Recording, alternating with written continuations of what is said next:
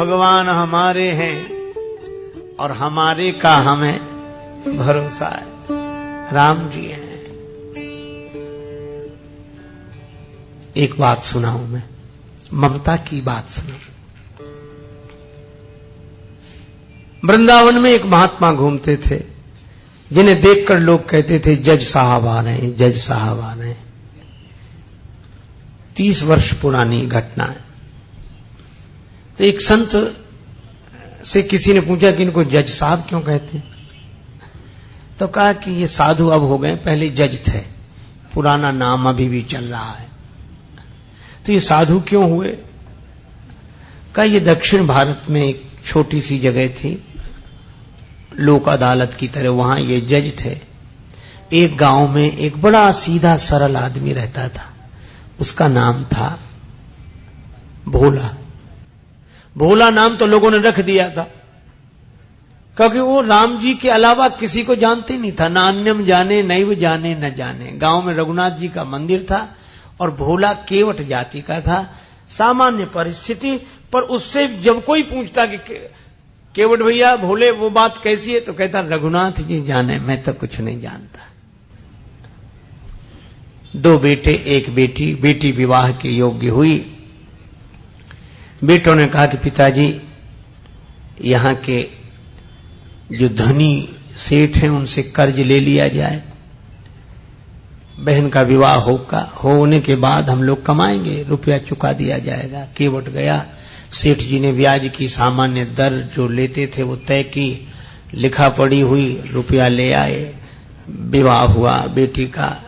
बेटी विदा हुई ससुराल को और केवट ने घर छोड़ दिया। गांव में रघुनाथ जी का मंदिर था, वहीं रहने लगा। सबके ममता ताग बटोरी, मम पद मन ही बांध बर डोरी, रहने लगा। बेटों ने कमाई करके पैसा दिया, केवट लौटाने के लिए गया सेठ जी के पास। सेठ जी ने रुपया ले लिया, ब्याज ले लिया, रसीद लिखकर दे दी कि पाई पाई से पैसा मिला, और कहा केवट पढ़ो क्या लिखा है। केवट बोला रघुनाथ जी जाने, मैं तो कुछ नहीं जानता क्या लिखा। सेठ जी के मन में पाप आया कि इससे दोबारा पैसा लिया जा सकता है, तो बोले ये कागज हमें दे दो, तुम जरा पानी ले आओ।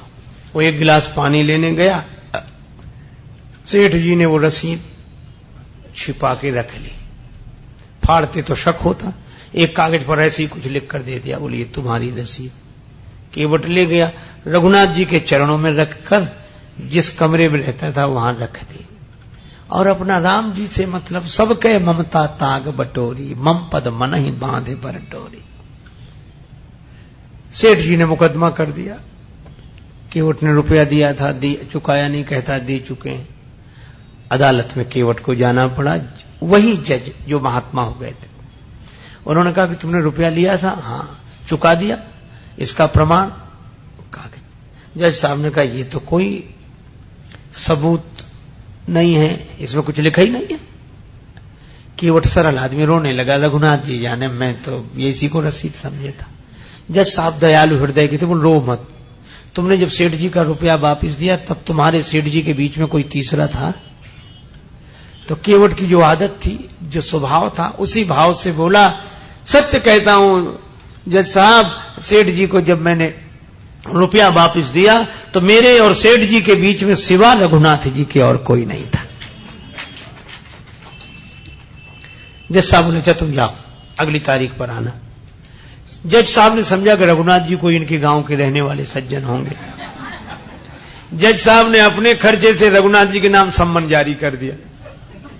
अब चपरासी पूरे गांव में सम्मन लिए घूमे, उस गांव में रघुनाथ जी नाम का कोई आदमी नहीं था।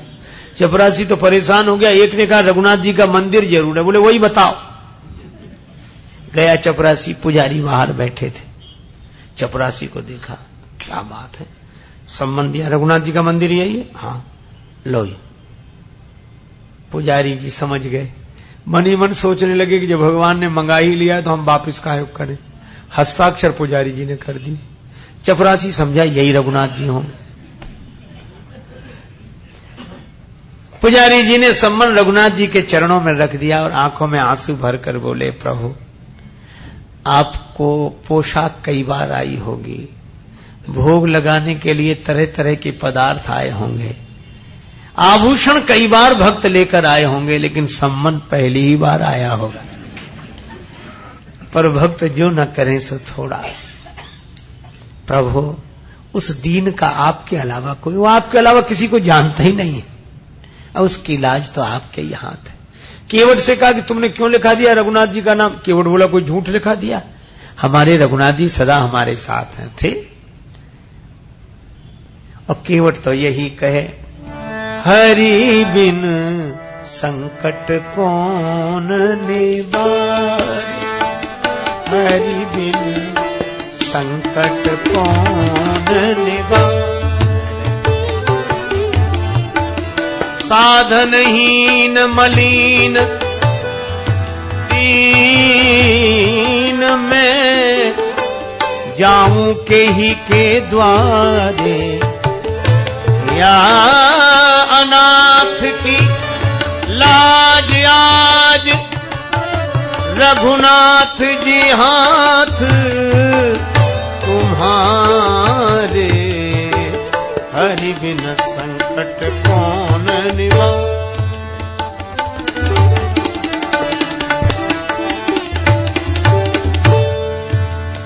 दीन दयालु सुने जब ते, तब ते मन में कछु ऐसी बसी है, हेरू कहां और जाऊं कहां, बस तेरे ही नाम की फेंट कसी है।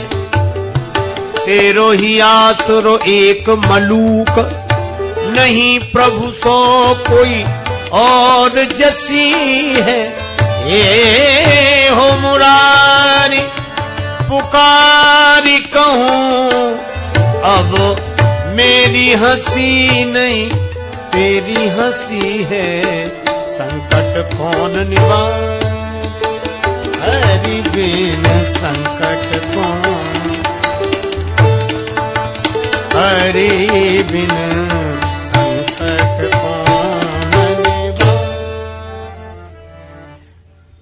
या अनाथ की लाज आज रघुनाथ जी हाथ तिहारे, कहीं नहीं गया, किसी को जानता ही नहीं राम जी के अलावा। तारीख के एक दिन पहले ही पुजारी जी बोले तुम आज ही जाओ ताकि समय से पहुंच जाना। अब रघुनाथ जी के मन की तो रघुनाथ जी जाने। केवट रघुनाथ जी के चरणों में प्रणाम करके चला गया। दूसरे दिन सवेरे पुजारी जी बड़ी जल्दी जगे, भगवान की आरती पूजा की, नया वस्त्र पहनाया, भोग लगाया। उनको लग रहा था आज भगवान पहली बार बाहर जा रहे हैं, कपड़े अच्छे पहनावे हैं। रोने लगे पुजारी जी, भाव की तो बात है। प्रभु आपको जो पोशाक अच्छी लगे वही पहनकर जाना, लेकिन जाना जरूर, उसका कोई नहीं है आपके अलावा। उधर केवट पहुंचा, सेठ जी पहुंच गए। जज साहब ने कहा केवट तुम्हारे गवाह रघुनाथ जी कहां हैं? केवट बोला हुजूर यहीं कहीं होंगे, भी तो सब जगह रहते हैं। जज फिर भी नहीं समझे, चपरासी को आदेश दिया आवाज लगाओ। चपरासी आवाज लगाने, रघुनाथ हाजिर है, रघुनाथ हाजिर है, रघुनाथ हाजिर है, रघुनाथ हाजिर है, रघुनाथ हाजिर है, हाजिर है। ऐसे 3 नारे जो लगाए हैं तो क्या देखा, एक बूढ़ा आदमी हाथ में लकड़ी पकड़े, कमर झुकी है, हाथ से इशारा कर रहा है। हाजिर है ऐसे 3 नारे जो लगाए हैं, चाल लटपटी सी एक वृद्ध की झुकी सी देह, दुपटी फटी सी शीस बांधे धर धाये हैं, हाथ माहे छड़ी पड़ी तुलसी की हिये माल, माथे पर रोरी चारु चंदन चढ़ाए हैं, साहब के सामने विनीत चपरासी साथ, आज रघुनाथ जी गवाह बने आए। भगवान गवाह बनकर आ गए। जज साहब ने देखा, गज सेठ जी चौंके कि ये कौन है? जज साहब ने कहा कि आप थे वहां। रघुनाथ जी ने कहा केवट ने रुपया दिया है, उसका प्रमाण बोले इन्होंने रसीद भी लिख ली थी। सेठ जी को यहीं रखा जाए, इनके मकान में सामने वाली बैठक कि सामने वाली दीवार में 3 अलमारियां हैं, बीच वाली अलमारी में वही रखी है 32 नंबर की, उसी में वो रसीद अब तक सुरक्षित है। सर्वांतर्यामी भगवान से क्या छिप सकता। सिपाही भेजे गए, बही मिल गई, रसीद मिल गई, सेठ जी को दंडित होना पड़ा। केवट भाई इज्जत भरी हुआ, रघुनाथ जी तो गायब हो गए, पहले काम तो हो ही गया था। अब जज साहब ने सोचा कि इतने दिन हो गए फैसला सुनाते, पर ऐसा गवाह आज तक नहीं मिला। तो केवट से अकेले में पूछने लगे, केवट ये रघुनाथ जी कहां रहते हैं? केवट बोला, हुजूर जहां हम रहते हैं। तो तुम कहां रहते हो? बोले जहां रघुनाथ जी रहते हैं। जज साहब बोले, हम समझे नहीं, तुम लोग एक ही जगह एक ही गांव के रहने वाले हो? केवट बोला, हाँ हुजूर, आपको कैसे समझाएं, आप तो पढ़े लिखे हो। पढ़े लिखों को समझाना बहुत कठिन है, भक्ति की बात, भगवान की बात। जज साहब बोले, तो ये है कौन? केवट बोला, हुजूर ये वो है जिनका मंदिर है। तो बोले, इन्होंने मंदिर बनवाया है? देखने से तो नहीं लग रहे थे कि ये कोई इतने बड़े संपन्न आदमी होंगे जिन्होंने मंदिर बनवाया। पुजारी भी नहीं लग रहे थे, पता नहीं। केवट बोला, हुजूर ये वही हैं जो मंदिर में बैठे हुए हैं। अब तो जज साहब ने चपरासी को बुलाया। चपरासी कांपने लगा, हुजूर ये वो आदमी नहीं था जिसने हस्ताक्षर किए थे। अब जब गांव में पता लगाया तो जज साहब भाव विह्वल हो गए, अपने कमरे पर आए, बंगले पर रोने लगे। लोगों ने कहा, रोने का कारण क्या? जज साहब रोते हुए बोले, शिव शारद नारद शेष गणेशहु के नहीं ध्यान में आते रहे, सोई आज विनीत अदालत में केवटा के गवाह कहाते रहे। अरे तो इसमें रोने की क्या बात है? खुश होना चाहिए कि दर्शन हो गया। और चले गए तो वे तो जाते ही। जज साहब बोले, सुख धोखे हूं दर्श दिए को भयो, दुख नाहिन जो तज जाते रहे। फिर रो क्यों रहे हो? बड़ी भाव भरी बात कही। जज साहब बोले, आज मुझसे बहुत बड़ी गलती हो गई।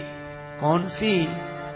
कुर्सी पे बना जज बैठा रहा, जगदीश खड़े समझाते रहे।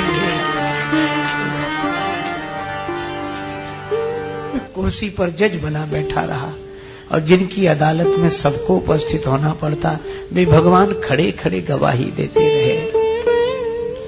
ऐसा वैराग्य हुआ। उसी दिन पद से इस्तीफा दे दिया, वृंदावन आ गए, साधु जीवन बिताया। अक्सर खड़े रहते थे, कहते थे भगवान खड़े रहे, मैं बैठा रहा था, तो खड़े ही रहना अच्छा है। मंदिर में जाते तो अंदर नहीं जाते, बाहर से ही दरवाजे की धूल सिर पर चढ़ा लेते। कोई कहता कि अंदर क्यों नहीं जाते? तो कहते कि मैं उन्हें मुझे दिखाने लायक नहीं हूं, मुझसे जो अपराध हुआ। यह भाव केवट के कारण भगवान गवाह बने। क्या था केवट में? सबके ममता ताग बटोरी, मम पद मन ही बांध बर डोरी, अस सज्जन मम उर बस कैसे, लोभी हृदय बसे धन जैसे। ये सज्जन की दूसरी परिभाषा है।